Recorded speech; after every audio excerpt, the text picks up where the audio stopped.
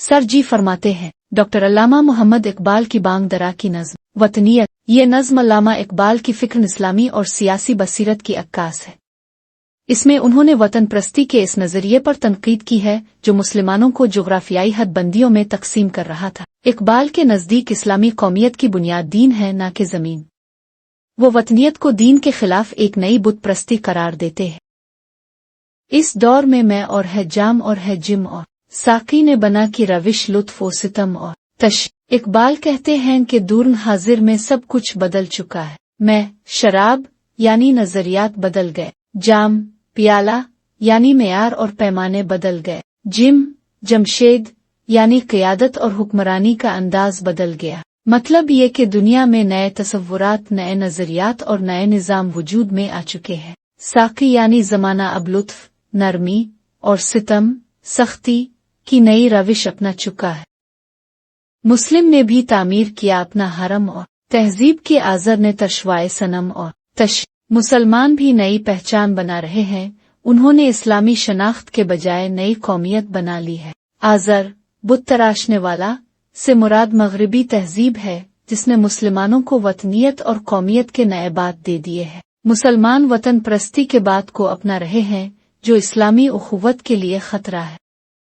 उन ताज़ा खुदाओं में बड़ा सबसे वतन है, जो पैरहन इसका है वो मजहब का कफन है। तश। इकबाल कहते हैं कि आज के दौर के नए खुदाओं, नई नजरियात में सबसे बड़ा खुदा वतन है। वतन प्रस्ती का जो लिबास पैरहन नजर आता है वो दर हकीकत मजहब की मौत, कफन है। मतलब जब कौम प्रस्ती और वतन प्रस्ती बढ़ती है तो दीन की वहदत खत्म हो जाती है।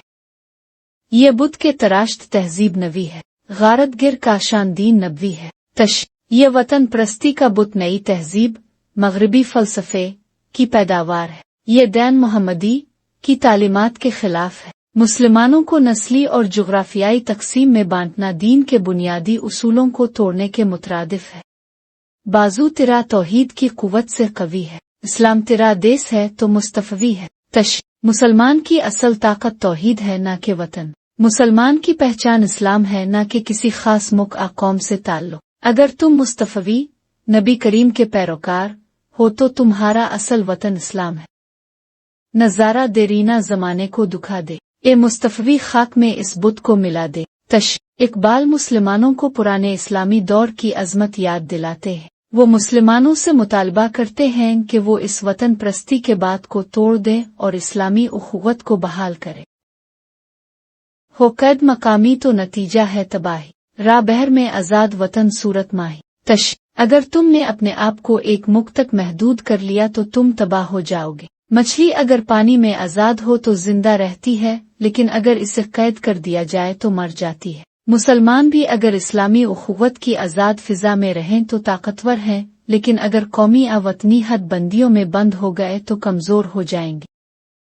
है तर्क वतन संत महबूब इलाही, दे तो भी नबुवत की सदाकत पे गवाही। तश। नबी करीम ने हिजरत की थी, यानी वतन छोड़ना कोई गलत चीज नहीं। मुसलमान को किसी एक मुख तक महदूद नहीं होना चाहिए, बल्कि जहां इस्लाम हो वहीं उसका वतन है।